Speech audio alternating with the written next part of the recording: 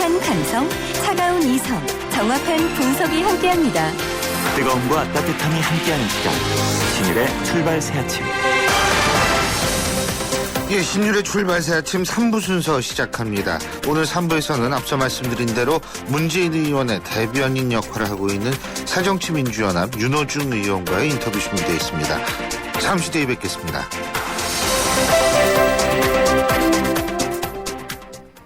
오빠, 민경이랑 드라이브 하고 싶으면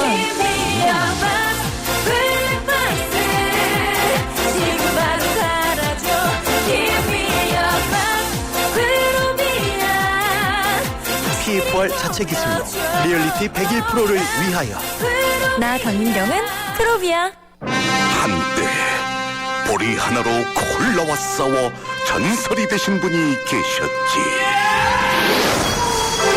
국내 최초 보리탄 산업료로 콜라의 아성을 흔들었던 맥콜. 인생을 맛보리 맥콜.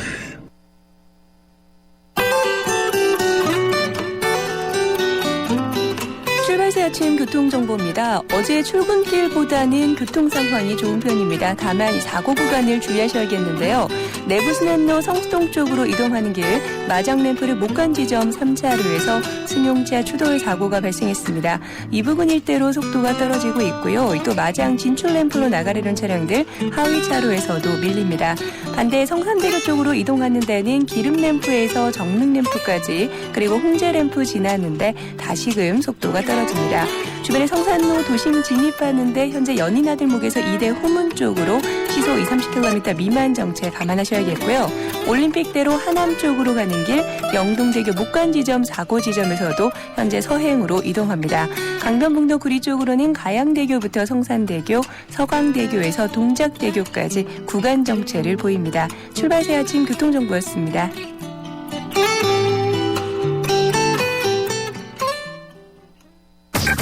경제 컬럼니스트 정철진의 경제 시선. 예, 오늘 아침 꼭 알고 가야 할 경제 뉴스 살펴보겠습니다. 정철진 경제 컬럼니스트 전화 연결돼 있습니다. 안녕하십니까? 네, 안녕하십니까? 예. 네. 자, 오늘 첫 번째 뉴스 어떤 겁니까? 조금 큰 이야기인 것 같은데요. 이게 경제가 아니라 정치 이야기일 수도 있는데 최근에 중국과 러시아가 너무 가까워지고 있다. 이런 뉴스로 시작해볼까. 그렇다고 그러더라고요. 예, 예. 중국과 러시아 친해도 너무 친합니다. 현재 시각으로 어제 오전에 시진핑 중국 국가주석과 블라디미르 푸틴 러시아 대통령이 중국 상하이에서 정상회담을 했는데요. 양국 간의 전면적 전략협력 동반자 관계를 맺겠다. 아주 새로운 단계로 관계를 또 격상시켰습니다. 예. 뿐만이 아닙니다. 현재 미사일 순양함 발약을 비롯한 러시아의 아주 신무기들, 군함들이 중국하고 합동 군사훈련을 현재 벌이고 있어요. 일주일 동안 계속된다고 하는데 이때 훈련 장소가 어딘가 보니까 지금 중국이 일본과 영유권 분쟁을 벌이고 있는 센카쿠 열도, 중국은 나오이다오라고 부르죠. 여기 그렇죠. 부근입니다. 예. 여기서 군사훈련을 한다. 뭔가 의미하는 게 아주 많은 행보입니다. 근데 일반적으로 이렇게 그 국제관계에서 두 나라가 갑자기 가까워지는 건 대부분 경제적인 이유가 많죠. 물론 궁극적으로는 예를 들면 미국에 대항한다는 정치적인 이유도 있을 수 있겠습니다만. 네, 그렇습니다. 예. 중국과 러시아가 가까워진다. 너무 친하다. 의도가 경제적으로도 정치적으로도 있는데요. 예. 정치적으로 좀 보면은 러시아는 현재 우크라이나 사태 때문에 유로존, 유럽 쪽에서 이런저런 개입을 받고 있지 않습니까? 예. 중국은 또 남중국해 문제 때문에 베트남하고도 이 관계가 안 좋고 서방의 개입을 받고 있는데 이 두 나라가 뭉쳐서 왜 우리 일에 참견하냐 이런 식으로 힘을 좀 합치는 겁니다. 경제적인 측면에서는 천연가스가 걸려 있는데요. 아직 공식적으로 타결된 건 아니지만 중국은 앞으로 러시아로부터 4천억 달러, 그러니까 우리 돈 400조 원 넘는 천연가스를 정기적으로 공급받을 것이다. 이런 이야기 나오고 있습니다. 그러니까 이게 러시아를 경제적으로 제재하더라도 러시아는 걱정이 없습니다. 딴 나라한테 천연가스 안 판다. 중국에만 팔아도 400조 이상 돈 남는다. 그러니까 둘이 이런 식으로 이제 경제적인 독립을 좀 추구하는 거고요. 더 큰 틀에서 보면은 이게 이제 패권국 미국이 힘 빠졌다. 쇠락을 의미합니다. 예. 미국이 약화됐다는 게요. 실은 경제학적으로 그리 좋은 현상은 아닙니다. 우리가 미국 이런 사대주의적인 건 아니지만 이 미국이라든지 또 미국의 기축통화 달러가 힘을 버리면은 이 세계 경제 시스템이 흔들리는 거고요.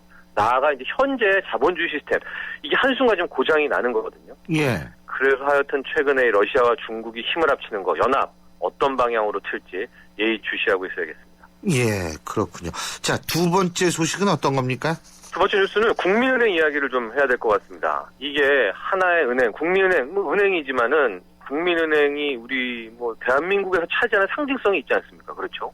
전 국민이 다 국민은행 계좌를 갖고 있다 이런 얘기도 있는데 현재 이 내용을 겪고 있습니다. KB금융그룹 경영진 갈등, 아주 내부 갈등이 심각한 상황이고요. 이에 직원들까지 동요하고 있다는 내용입니다. 아주 간단하게 정리를 하면은 이 KB금융그룹 국민은행 내용의 핵심은 이명록 KB금융지주회장하고 예. 이건호 국민은행장, 행장이죠. 이 두 사람 간의 갈등입니다. 회장과 행장이 서로 대력각을 세우고 있는데 이렇게 되면은 또 줄을 서지 않습니까? 여기에 지휘부들이 두 패로 갈려서 막 서로 물고 뜯고 싸우고 있는 그런 형국이라고 할 수가 있습니다. 그렇군요. 근데 이 국민은행 사건 사고도 많았지 않습니까? 그 그렇죠. 도쿄 지점 문제도 있었죠. 그렇죠? 예, 그렇습니다. 비자금 문제도 있었고 최근에도 또 갈등 이슈가 하나 터졌는데 이제 전산 서버 교체 작업을 두고 또 막 이 말들이 나오고 있습니다. 은행 측에서 먼저 정병기 국민은행 상임감사가 예. 전산 서버 교체 과정에 문제가 많았다, 리베이트 어쩌고저쩌고 이런 얘기를 좀 금융감독원에 직접 보고를 하는 좀 이례적인 행보를 보였습니다. 그러니까 이제 회장 측, 금융지주 층에서는 감사권 남용이다, 이렇게 해서 맞서 싸우고 있는데 하여튼 사사건건 이 행장 측과 회장 측이 싸우고 있다 이렇게 보면 되는데 예. 은행 내부에서도 앞으로 남은 2년 임기 동안에 갈등은 더 커지면 커졌지 줄어들진 않을 것이다 이런 전망이 많습니다. 근데 은행은요 이게 일개 기업이 아닙니다. 공공재적인 성격이 크거든요. 예. 그래서 이 정부 또 금융당국의 간섭을 받는데 당연히 금감원에서도 이 한마디 하고 나섰습니다. 이 조영재 금감원 부원장이 어저께죠. 이 KB금융그룹 내부 통제에 문제 많다. 한번 정밀 진단을 하겠다 이런 식으로 좀 엄포를 놨습니다. 특히 세월호 사건으로 대통령이 사과 담화문을 발표하는 등 지금 시국이 이런데 집안 싸움을 하냐 도저히 용납하지 않겠다. 제재 카드까지도 아마 꺼내들 그럴 계획을 갖고 있는 것 같습니다. 그렇군요. 자, 다음 뉴스는 어떤 거죠? 직구라고 하십니까? 직구? 직구. 직접 구매하는 거 미국에서. 그렇습니다. 예, 커브 슬라이더 이게 아니라 직접 구입의 준말인데요. 예, 예. 이 열풍, 우리나라 국내 소비자들이 외국 인터넷 쇼핑몰에 가서 브랜드의 인터넷 사이트에서 직접 구매를 하는 열풍이 한 3, 4년 됐는데요. 예. 아직도 뜨거운 것 같습니다. 관세청에 따르면 올해 1월부터 4월까지 세관을 통해 수입됐던 해외 인터넷 쇼핑 물품이 건수로는 500만 건이고요. 금액으로는 4억 달러, 5억 달러에 육박하는 거의 5천억 규모로 사상 최대 규모를 찍었다고 합니다. 지난해 같은 기간에 비해서 50% 거의 급증한 수치입니다. 예, 그렇군요. 사실 이거 직구는 특히 젊은 분들이 많이 하더라고요. 그죠? 그렇습니다. 관세청이 구매 행태도 분석을 했는데요. 예. 30대가 이 구매한 사람의 52%, 절반을 차지했고요. 또 남녀 성비는 당연히 여성이 62%였는데 전 이거 보고 깜짝 놀랐습니다. 전 여성 비율이 한 80% 되는 줄 알았거든요. 그러니까 남자들도 지금 이 직구 많이 하고 있다. 이렇게 파악이 됩니다. 예. 서울, 경기, 수도권 지역이 거의 절반 정도를 차지했고요. 국가별로는 이제 미국 쇼핑몰을 이행했던 해외 직구가 74%를 차지해서 가장 많았습니다. 또 물품도 봤더니요. 의류, 신발이 27%로 가장 많았고 이어서 건강기능식품, 화장품, 핸드백 이런 순이었습니다. 아, 그렇군요. 어쨌든 이 해외 직구라는 게 이제 우리 돈이 외국으로 빠져나가는 거잖아요. 그렇죠. 예, 예. 한국 직구는 없습니까, 그러면은? 외국에서 사는 거? 외국 사람이 예? 우리의 쇼핑몰에서 사는 게 한국 직구인데요. 예. 특별히 초근계는 없습니다. 안 잡히고 있는데 어쨌든 한국 직구도 지금 호재를 맞았습니다. 잘 알다시피 어제 19일 날요. 금융위원회가 이제 공인인증서 사용을 의무화하는 거를 취소했다. 자율화로 맡기지 않았습니까? 예. 공인인증서 없이 30만 원 이상 외국인들도 쇼핑할 수 있다. 한국 온라인 쇼핑몰에서 천송이 코트 살 수 있다. 이렇게 법규를 바꿨는데 이제부터는 한국 직구 붐이 좀 일어났으면 좋겠습니다. 그렇습니다. 이 커브도 있고 슬라이더도 있는데. 네. 예, 오늘 말씀 여기까지 듣죠. 고맙습니다. 네, 감사합니다. 예, 지금까지 정철진 경제 컬럼니스트였습니다. 출발 새 아침은 청취자들의 참여를 기다립니다. 짧은 문자 50원, 긴 문자 100원의 문자 서비스 혹은 트위터 YTN 알스타트로 함께해주세요. 참여하신 분들 중 몇 분을 선정해 준비한 선물을 보내드립니다. 예, 민주당의 대선 후보였었죠. 지금 현재 새정치민주연합의 의원인 문재인 의원이 어제 세월호 참사와 관련된 특별 성명을 발표했었는데요. 박근혜 대통령의 대국민 담화에 대한 강한 비판을 담고 있어서 파장이 적지 않습니다. 문재인 의원의 대변인 역할을 맡고 있는 분이죠. 새정치민주연합 윤호중 의원 전화 연결해서 성명의 배경, 발표 배경, 그리고 성명 내용에 대해서 좀 더 자세히 들어보겠습니다. 윤 의원님 안녕하세요. 네, 안녕하세요. 윤호중입니다. 예, 윤 의원님. 먼저 인터뷰하기 전에 문재인 의원의 대변인격이다 이런 얘기를 많이 하는데 그 기분이 어떠세요? 직접 언론에 나가시기 좀 많이 어려우시니까 대신 좀 도와드리고 있는 거죠. 네. 예. 우리 윤 의원님이 그래가지고 참 여러 가지로 고생이 많으십니다. 아닙니다. 우선 말이에요. 네네. 문재인 의원이 특별 성명, 핵심은 뭐라고 보십니까? 이번 세월호 사고가 있고 나서 이건 국민 모두의 충격이었고 또 이 사고를 그대로 이 일반적인 사고로 생각할 수 없다는 그런 생각에서 이 세월호 사고를 계기로 우리나라가 어떻게 변화돼야 되는가에 대한 여러 이 고민을 해 오셨던 걸로 알고 있습니다. 예. 마침 또 대통령께서 대국민 담화를 발표하셔서 네. 그 내용을 포함해서 이제 입장을 발표하게 된 거죠. 그렇군요. 근데 여기 보면은 이제 제가 볼 때는 상당히 장기적인 얘기가 많았던 것 같아요. 그러니까 네. 근본적인 철학이 바뀌어야 하고 이런 것들은 사실 굉장히 장기적인 얘기 아니겠습니까? 장기적이라기보다는 지금 해야 할 일이다라고 하는 면에서 그러니까 국정 철학 또 국정 기조가 바뀌어야 된다는 거죠. 국정 철학이라고 한다면 지금까지 우리는 신자유주의 정책을 주로 써왔고 규제 완화 정책 이런 걸 써왔는데 우선 그 이익 먼저 또 돈 먼저 이렇게 생각하는 거에서 사람 생명을 중시하는 그런 철학으로 바뀌어져야 된다라는 거. 그리고요 또 어떤 이 국가 지도자 대통령이 혼자 무엇을 하는 게 아니라 국민과 함께 민주적으로 민주주의를 통해서 이 안전에 대한 해법을 만들어야 된다라고 생각하시는데 이번 사건이 그렇게 전환할 수 있는 그런 어떤 계기가 된 것은 사실입니다. 그런데 대통령께서 그런 것을 제대로 받아들이고 있질 않다.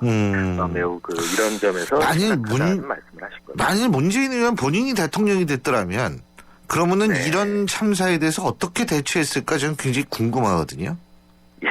역사의 만약이라는 것은 없습니다. 물론 그렇죠. 네네. 근데 이게 사실 박근혜 대통령 입장에서 볼 때도 각계 같은 사람을 만나고 계속 그래왔던 거는 사실이잖아요. 그렇죠? 그런 것들을 집약해서 나름대로 대안을 만들었는데 물론 이 부족하다고 볼 수 있겠죠. 그리고 사실은 분노와 슬픔이라는 건 감성적 차원의 문제이기 때문에 어떠한 이성적인 대책을 들이대도 감성적인 분노와 슬픔을 쉽게 가라앉힐 수는 없다라는 생각은 할 수가 있겠죠. 근데 좀 구체적인 대안이 필요한 때가 아닌가 이런 생각이 드는데 제가 문재인 의원의 성명을 쭉 보는데도 구체성은 좀 결여돼 있는 것 같다는 인상을 받았기 때문에 제가 여쭤본 거였거든요. 구체적인 부분에 대해서는 구체안을 또 이야기할 수 있을 계기가 있을 겁니다. 지금은 우리가 일테면은 배가 어느 곳으로 향해서 가다가 방향을 전환해야 되는 그런 시점이라는 것이죠. 그 방향을 제대로 전환했느냐 못했느냐라고 하는 것이 지금은 5도 10도 정도의 차이일지라도 가다 보면 엄청나게 먼 거리를 잘못 가게 되니까 그런 어떤 지금 우리 국가가 과연 국민에게 어떤 의미를 가져야 되는지 또 국가란 무엇인지 이런 데 대한 근원적인 성찰에서 해법이 나와야 된다라고 하는 점을 지적한 거고요. 글쎄요. 구체적인 부분에 대해서는 물으신다면 얼마든지 말씀드립니다. 될 수 있죠. 예. 그럼 좀 이건 뭐 구체적인 거라기보다도 우리가 좀 네. 장기적인 근본적인 얘기일 수도 있는데 일부에서는 이런 얘기를 하더라고요. 지금 문재인 의원의 성명 중에 이런 구절이 있습니다. 오래된 적폐와 관피와 부패도 그 시작은 군사 정권입니다. 관피아들의 부패 구조와 결탁해서 이권을 나누면서 장기 집권해온 장본인이 새누리당 정권입니다. 부끄러운 과거를 아프게 돌아봐야 합니다. 이런 구절이 있거든요. 네네. 근데 이 얘기가 사실이라고 하더라도 중요한 거는 민주당 역시도 10년을 집권해온 그런 정당입니다. 그죠? 그리고 문재인 의원도 노무현 정권 때 상당 기간 청와대에 있었습니다. 시작이 군사 정권이라고 했을 때 그 본인이 청와대에 있을 때 이런 적폐나 관피와 부패를 끊을 수 있었지 않았는가? 그 본인에 대한 반성은 없지 않는가? 이런 지적이 있습니다. 어떻게 보십니까? 저희 문재인 의원이 청와대 비서실에 있을 때에 이런 부분들은 많이 극복의 단서를 찾았다 이렇게 보거든요. 근데 이제 그 이후에 MB 정부 넘어오면서 크게 두 가지가 바뀌었죠. 인사제도의 기본이 바뀌었고 공무원 인사. 그걸 좀 더 자세히 말씀드린다면, 예. 소위 말해서 개방형 인사제도가 예. 참여정부의 기본적인 인사정책의 기본이었다면, 이후에 이 MB 정부로 넘어오면서 그런 기조가 많이 흔들렸고요. 또 하나는 안보라고 하는 것을 일테면은 외적으로부터의 안보, 이런 개념에서 폭넓게 통합적인, 그러니까 포괄적인 안보의 개념으로, 파악을 하고, 외적 또는 내부의 테러라든가 또는 이제 재난, 또 재해, 이런 것으로부터 국민의 생명과 재산을 지키는, 그 모든 역할이, 청와대의 대통령으로부터, 예.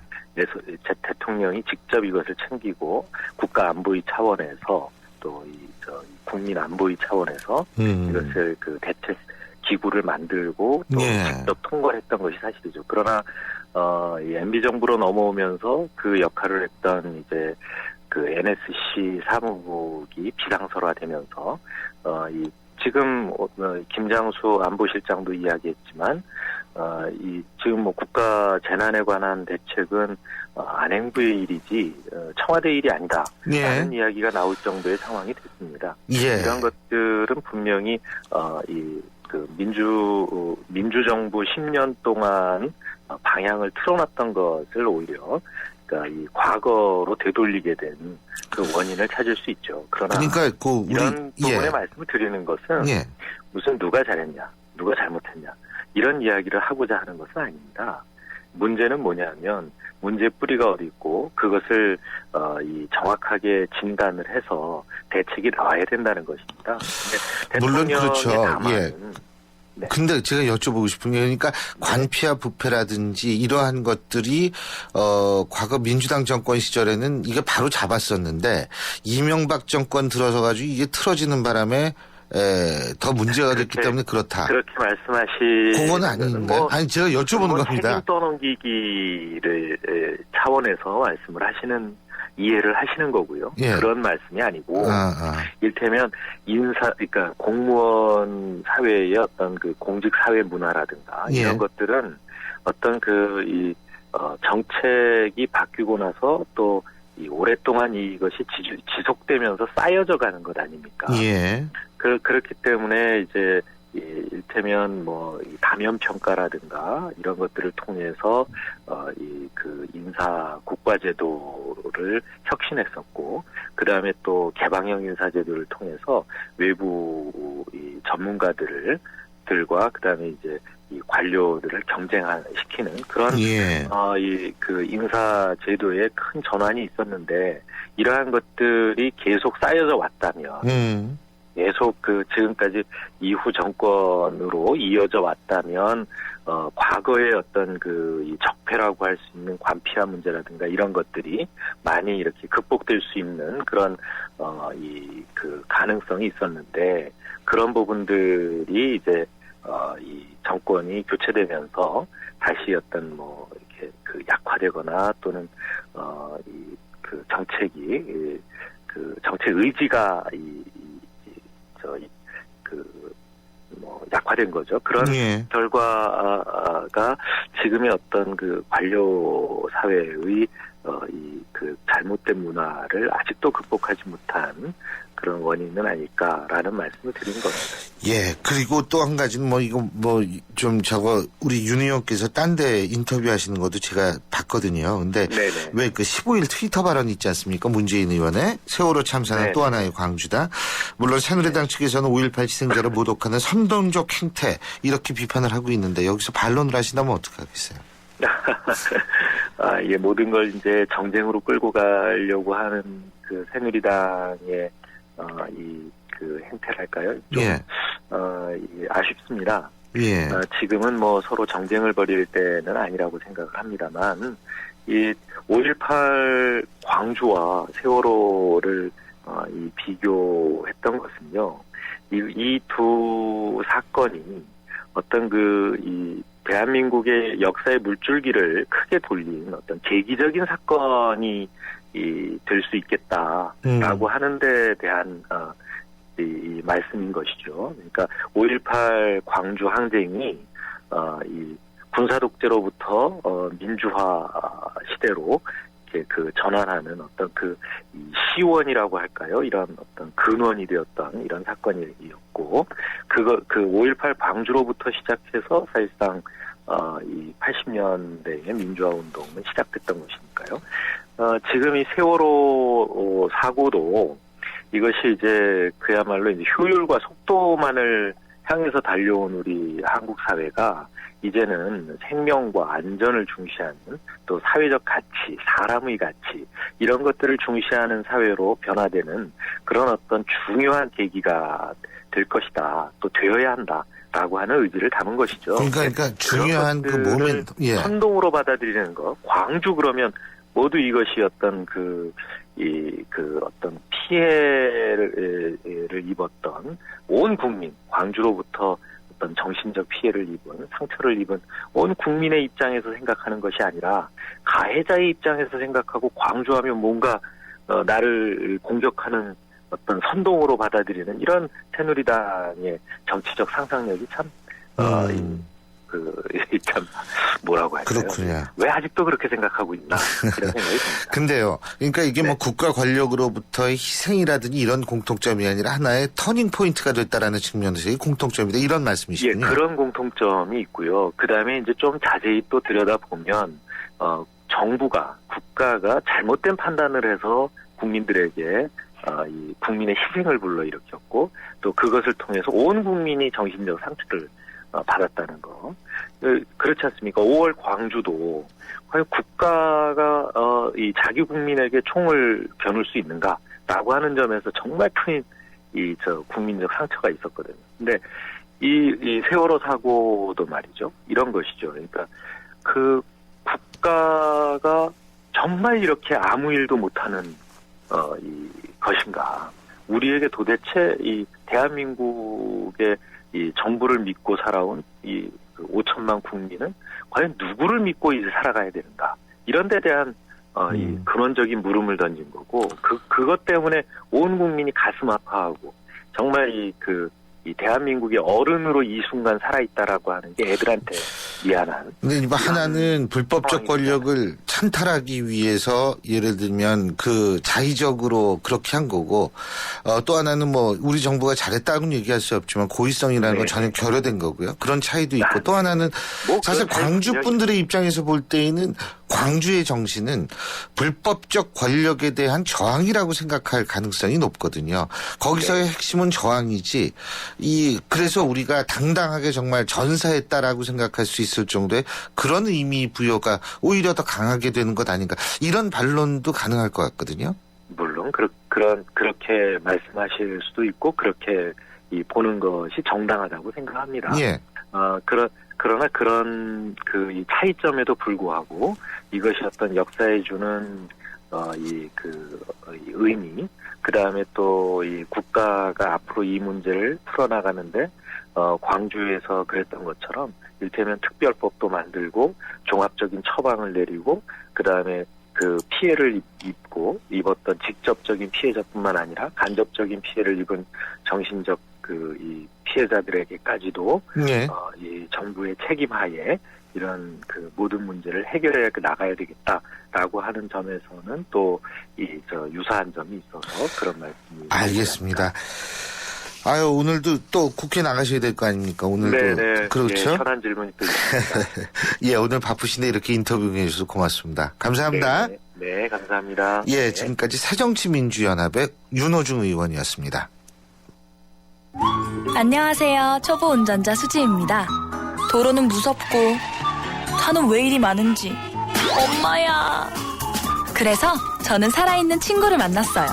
반응형 블랙박스 유라이브. 와, 정말 살아있네. 유라이브. 살아있는 블랙박스 유라이브. 우리의 수학 성적이요? 당연히 걱정 없죠. 그렇다면 수학 실력은 어떨까요? 지금 아이의 수학을 진단해보세요. 정확한 진단과 처방이 진짜 수학 성적을 만듭니다. 스스로 수학. 뭘 할 수 있을까? 어학 공부? 피트니스? 아반떼! 한 달에 20만 원이면 아반떼를 가질 수 있다고. 아반떼를 월 20만 원에? 결코 놓쳐선 안 될 기회. 현대자동차 구매 프로그램 아반떼 할부 프로모션 1588-5330 또는 현대자동차 전시장으로 문의하세요. 더 뉴 아반떼 스타일 모델 기준 잔가 보장형 월 20만 원, 표준형 월 35만 원. 현대캐피탈 신차 할부 금리 3.9%, 36개월 이하 선수율 15% 이상. 연체금리 24%, 중도 상환 수수료 1.5에서 3%, 5월 출고분에 한해 적용. 홈페이지 상품 설명 및 약관 참조. 과도한 빚 고통의 시작입니다. 예, 신율의 출발새 아침 3부 순서는 여기까지고요. 잠시 뒤 4부에서 뵙겠습니다. 9월 꿈과 도전의 장, 대한민국의 심장, 경제수도 인천에서 개최하는 제43회 전국 소년체육대회에 시민 여러분을 초대합니다. 스포츠 꿈나무들의 꿈과 도전의 장이 될 제43회 전국 소년체육대회는 2014년 5월 24일부터 27일까지 나흘 동안 인천 문학경기장을 비롯한 43개 경기장에서 펼쳐집니다. 대한민국의 심장, 경제수도 인천에서 치러지는 제43회 전국 소년체육대회에 시민 여러분의 적극적인 참여와 성원을 바랍니다. 도로명 주소 아직도 모르세요? 자, 효원로 20번을 찾아가려면 스텝 1. 효원로는 도로명, 20번은 건물 번호. 이때 건물 번호는 도로 진행 방향으로 왼쪽은 홀수, 오른쪽은 짝수. 스텝 2. 도로명 주소에 표기된 건물 번호 숫자에 10을 곱하면 건물까지의 거리가 나오게 되는데요. 그래서 효원로 20번이라면 같은 도로 시작점에서 오른쪽 건물 방향 200m 거리에 있다는 뜻이겠죠? 편리한 도로명 주소, 생활이 달라집니다. 이 캠페인은 세계 속의 경기도와 함께합니다.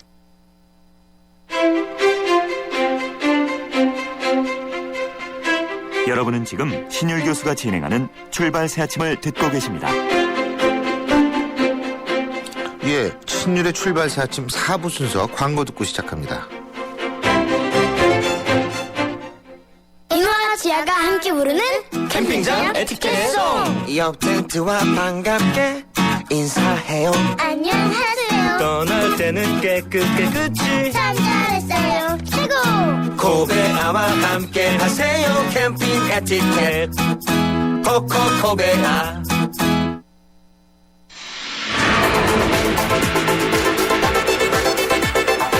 빅데이터로 뉴스를 읽는다.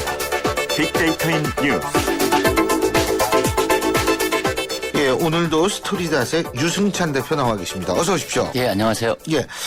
자, 그저께 제가 지금도 윤호중 의원과 인터뷰를 했던 것이 문재인 의원의 성명. 근데 그 성명은 네. 박근혜 대통령의 대국민 담화 때문인지 나온 건데. 그렇죠, 예. 이 박근혜 대통령 담화 19일에 있었는데 SNS 반응 어땠나요? 뭐, 뜨거웠습니다. 그러니까, 그 당일 하루만 7만 건이 넘는 담화 관련 키워드로 검색했을 때 7만 건이 넘는 사용자들이 담화를 직접 언급했고요. 예.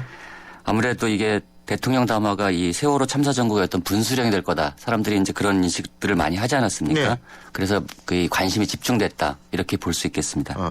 근데 키워드를 보면 이걸 어떻게 생각하는지 알 수 있죠. 그죠? 그렇죠. 예, 예. 예. 그래서 담화 전체 연관어 1위가 박근혜 키워드로 보면 박근혜인 건 당연하고요. 예. 2위가 뭐였을 것 같아요? 사람은 아니고요. 2위가 눈물.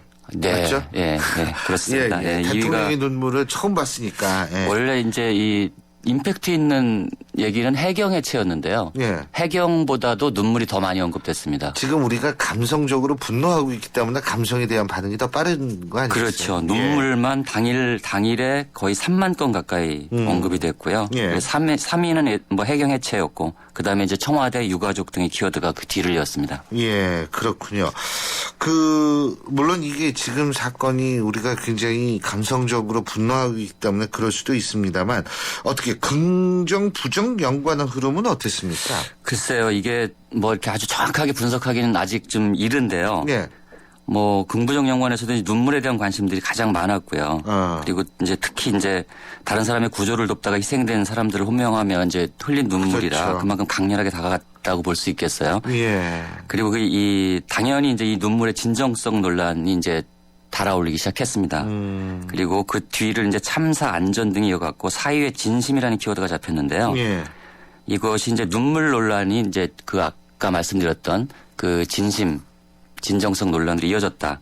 이렇게 볼 수 있겠습니다. 그래서 일단 세월호 참사 이후에 그 여권 지지층들이 상당히 이제 침묵하고 있었는데요. 네. 침묵하던 여권 지지층들이 이제 조심스럽게 입을 열기 시작한 계기가 되고 있다. 이렇게 좀 볼 수 있는데요. 앞으로 흐름은 좀 더 지켜봐야 될 것 같습니다. 그렇습니다. 지금 그 무당파층이 좀 빠지고 있다라는 분석도 많이 있는데 네. 빠져가지고 그것이 어느 정도 다시 원대복귀를 하느냐 이게 중요한 관건인데. 그렇죠. 근데 예. 중요한 거는 사실 뭐 새누리당 지지층의 결속도 중요하지만 우리가 선거를 이렇게 바라볼 때 이른바 중간층이 어떻게 되느냐 이런 거 아니겠어요? 그렇죠. 예. 지금 중간층에 어떤 영향을 미칠 것인가 이건데요. 네. 일단 뭐 지금 전체적으로 보면은 이 담화 인물 연관으로 보면 2위에 문재인 의원, 3위에 김한길 그 새정치연합 대표가 올랐거든요. 이게 이제 아무래도 지방선거 앞두고 정치적 프레임이 형성되고 있다 이렇게 볼 수 있고요. 특히 문재인 의원은 그 앞서서 말씀드렸지만 이 특별 성명을 발표하지 않았습니까? 담화를 정면 비판하는. 그렇죠. 예, 이것이 이제 많이 지금 회자가 되고 있습니다. 예. 그리고 김한길 대표는 뭐 이제 도울 수 있는 일이 있다면 돕겠다. 논평을 발표했고요. 좀 온도차가 좀 느껴지는데요. 그러니까 김한길 대표와 문재인 의원의 담화에 대한 반응의 온도차. 뭐 이런 온도 차이 자체에 대해서도 좀 많이 언급이 되고 있고요. 예. 중요한 것은 대통령이 밝힌 그 앞으로의 구상, 굉장히 많은 구상을 밝히지 않았습니까? 그렇습니다. 이것이 구체적으로 실현돼 가는 과정, 그 여부에 따라서 이 중간층의 마음이 움직이지 않을까. 담화 자체로 뭐 전격적으로 이쪽으로 움직인다 저쪽으로 움직인다고 단언하기 좀 어려울 것 같고요. 예. 그 밝힌 대안, 계획들이 얼마나 잘 이행될 거냐 하는 문제들. 그리고 또 이제 그날 인물 연관어 특징 중에 하나가 이제 남재준 국정원장이나 김장수 안보실장, 김기춘 비서실장들이 비중 있게 같이 언급이 됐거든요. 이 얘기는 아무래도 담화에서 미흡하다고 느낀 청와대와의 정부 책임 문제 뭐 이런 것들도 이제 계속 이슈가 될 전망이고요. 여기에 야권의 리더십, 사실 야권의 리더십이 상당히 좀 약해진 상태 아니겠습니까 지금? 비판은 하지만 뭐 이 전국을 주도할 수 있는 어떤 대안이나 뭐 이런 것들을 분명하게 내놓지 못하고 있는 상황.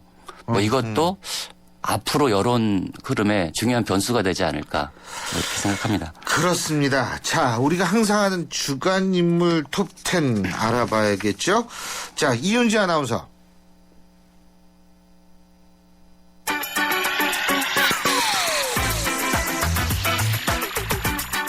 빅데이터인 뉴스, 빅뉴스가 뽑은 이번 주 주간 인물 톱10입니다. 10위는 앞서 작심 인터뷰에서도 관련 내용 만나보셨는데요. 지난주 트위터에 5.18과 세월호에 대한 글을 써 화제가 됐었고 이번 주에는 대통령 담화에 대한 비판 성명을 냈던 문재인 의원이 올랐습니다. 9위는 KBS 전 보도국장 김시곤 씨, 8위는 이재명 성남시장, 7위는 청해진 해운 실소유주 유병언, 그리고 곧 노무현 전 대통령의 기일이 다가오고 있죠. 그래서인지 6위는 노무현 전 대통령이 올랐습니다.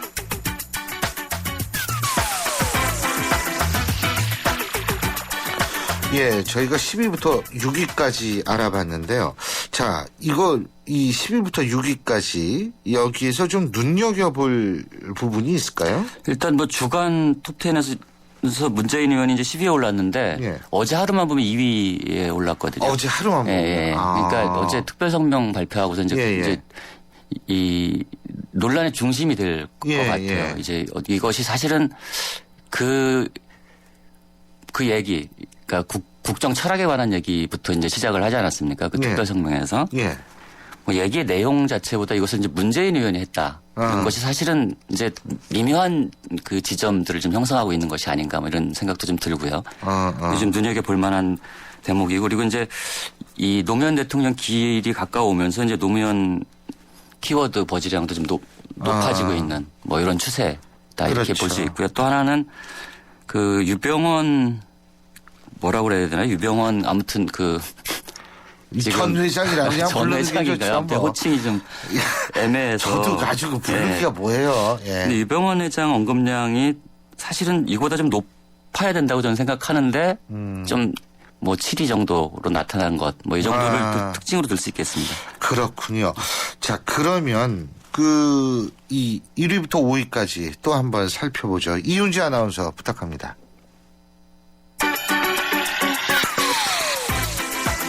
빅뉴스가 뽑은 이번 주 주간 인물 이어서 5위부터 1위입니다. 오늘은 1위부터 발표하겠습니다. 대통령 담화 덕분이었을까요? 지난주에 이어 이번 주 1위도 역시 박근혜 대통령이고요. 2위, 3위 박원순, 정몽준 서울시장 후보가 나란히 올랐습니다. 4위는 9위였던 김시곤 전 보도국장에 이어 또 KBS 임원이시네요. 길환영 KBS 사장입니다. 5위는 누구일까요? 청취자 여러분과 신율 교수님이 맞춰보세요. 좀 막연하신가요? 그게 진짜 모르겠어요. 힌트 하나 드릴까요? 예. 광주. 계란. 예. 안철수. 네, 그렇습니다. 맞죠? 이게 안철수 대표가 이제 이 광주 5.18 매역을 참배하고 나서 방송을 하고 나오는데 이제 뭐 그렇죠. 40분간 갇혀 있습니다. 그렇죠. 전략공천에 항의하는 뭐 이런 시민들 위해 곤욕을 치렀고요. 그래서 많이 언급이 됐습니다. 그리고 이 길환영 사장은 지금 뭐 KBS 사태가 좀 장기화될 조짐을 보이고 있지 않습니까? 예. 뭐 노조뿐 아니라 이제 뭐 부장급, 팀장급까지 지금 사표, 제작 거부, 보직 사임하고 뭐 제작 거부를 하고 있는 상황에서 길환영 사장 버즈량은 당분간 지속될 것 같고요. 예. 전체적인 특징을 보면 세월호 참사 전국 속에서 이제 지방선거가 혼재하는 양상을 좀 보이고 있다. 아하. 그래서 박원순 시장과 박원순 후보와 정몽준 후보가 2, 3위를 기록하면서 역시 지방선거에 이 뜨거운 감자는 서울시장 선거다. 뭐 이렇게 볼 수 있겠습니다. 그렇죠. 지금 지방선거 말씀하셨는데 저도 궁금하고 많은 분들이 궁금한 게 이 SNS에서 어느 정도의 이 흐름을 읽을 수 있느냐, 투표율을 예측할 수 있느냐 이 부분인데요. 제가 잠깐 말씀하시기 전에 참고적 말씀을 드린다면 20일 중앙선관위가 이제 여론조사를 했어요. 코리아 리서치에 의뢰해서 12, 13일 양일간 전국 성인 1,500명을 대상으로 조사한 여론조사고요. 95% 신뢰 수준의 플러스 마이너스 2.5%인 조사를 보면 이게 반드시 투표할 거라고 밝힌 응답자가 4년 전 지방선거보다 1% 높은 55.8%를 기록하는 것으로 나타나고 있거든요. 어떻습니까? SNS상에서는. 지금 어쨌든 SNS와 투표율 상승의 상관성은 지금 데이터로 좀 분석을 한 게 있는데요. 그 지난 19대 총선에서 이제 투표율이 54.2%인가 최종 집계됐는데 18대가 46.1%였어요. 맞습니다. 그래서 8.1% 평균 상승률을 보였는데 트위터 활동이 활발했던 상위 30개 지역구의 투표 상승률은 11.36%였어요. 그러니까 평균 상승률보다 훨씬 높았고요. 예. 하위 30개 지역구는 5.39%로 평균치보다 굉장히 낮았습니다. 가령 트위터 활동 2위 지역구였던 부산 사상구, 이게 문재인 의원과 손수조 후보가 이제 맞닥뜨렸던데 여기는 무려 18.8%가 상승했고요. 강남 우리주 정동영 그 당시 후보가 이제 출마했던 여기는 14.2%가 상승한 것으로 나타났습니다. 그러니까 SNS에 버즈량이 많을수록 투표율이 상승하는 상관관계가 분명히 있다 이런 얘기죠. 그렇죠. 단지 뭐 예외가 좀 있을 수 있는데 그냥 김용민 씨 여기가 이제 거기가 1위였어요. 아무튼 가장 많이 언급됐는데 여기는 평균치 정도에 그쳤고요. 이건 네거티브 이슈 때문에 오히려 이제 투표율 상승이 제약을 받았다 하는 거하고 또 이 총선 당시 통합진보당 후보로 단일화된 지역들이 있지 않습니까? 천호선 후보가 나온 은평이나 노회찬 후보가 나왔던 노원병 같은 데는 트위터 활동 굉장히 활발했음에도 불구하고 평균치보다 훨씬 밑도는 3.7%, 2.8% 뭐 이 정도로 나타나서 아무래도 진보당의 확장성이 좀 단일화가 됐지만 꼭 단일화가 다 양쪽 지지층들이 다 결집하는 건 아니다. 이런 것들을 좀. 그리고 SNS가 하는 SNS에 열심히 있는 사람들의 성향과 세대를 어느 정도 또 짐작할 수 있죠. 그렇죠. 예, 그런 것도 좀 볼 수 있습니다. 예. 아, 그렇군요.